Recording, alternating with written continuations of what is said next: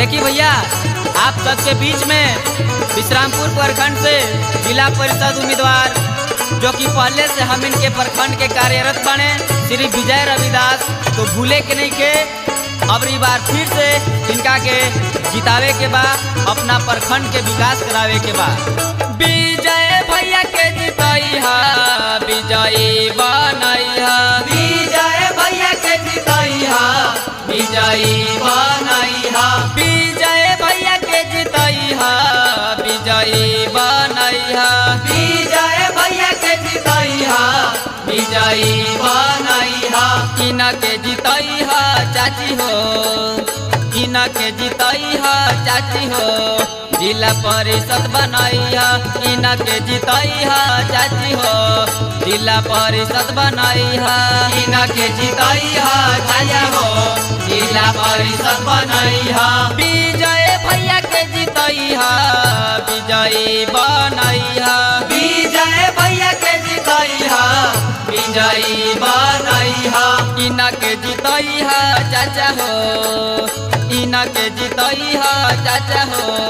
जिला परिषद बनैहा, इना के जितैहा भैया हो, जिला परिषद बनैहा, इना के जितैहा चाचा हो, जिला परिषद बनैहा। 5 साल में कमावा करके देखैले हो, नाला नली रोड बनवैले हो, कि नाला नली रोड बनवैले हो, किया हो भैया बिजली बिल माफ करवैले, कि फिर से इनके विजयी बनैहा हो, किया हो भैया बिजली बिल माफ करवैले, कि फिर से इनके विजयी बनैहा हो, इनके जितैहा चाची हो, जिला परिषद बनैहा, इनके जितैहा चाची हो, जिला परिषद बनैहा। सब प्रखंड वासी से अनुरोध बा कि अपना विजय भैया के फिर से जितावे के बाद विश्रामपुर प्रखंड के बाड़े ई बेटा हो, विश्रामपुर प्रखंड के बाड़े ई बेटा हो, गरीब के बेटा बाड़े सब कर चहेता हो, गरीब के बेटा बाड़े सब कर चहेता, और पेंशन दिवाइले भैया ध्यान तनी दीहा हो भैया, पेंशन दिवाइले भैया हो ध्यान तनी दीहा, पेंशन दिवाइले भैया हो ध्यान तनी दीहा, इनके जितैहा चाची हो, जिला परिषद बनैहा, इनके जितैहा चाची हो, जिला परिषद बनैहा।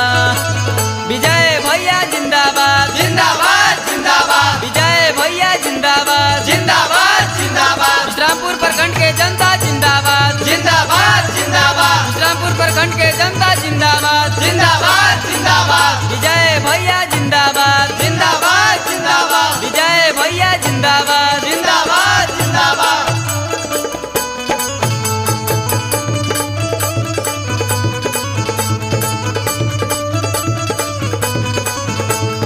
इनके जितैहा चाची हो, जिला परिषद बनैहा, इनके जितैहा चाची हो, जिला परिषद बनैहा। प्रखंड में कैले बाड़े सब इहो कमावा हो, प्रखंड में कैले बाड़े सब इहो कमावा हो, मांगस आशीष चाची दीह ध्यानवा हो, मांगस आशीष चाची दीह ध्यानवा हो, पेंशन दिवाइले भैया हो ध्यान तनी दीहा, पेंशन दिवाइले भैया हो ध्यान तनी दीहा, इनके जितैहा भैया हो,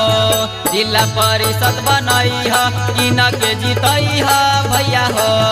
जिला परिषद बनैहा, विजय भैया के जितैहा, विजयी बनैहा, विजय भैया के जितैहा, विजयी बनैहा, इनके जितैहा चाची हो, जिला परिषद बनैहा, इनके जितैहा दीदी हो, जिला परिषद बनैहा, इनके जितैहा भौजी हो, जिला परिषद बनई ह इनके जितई ह भैया हो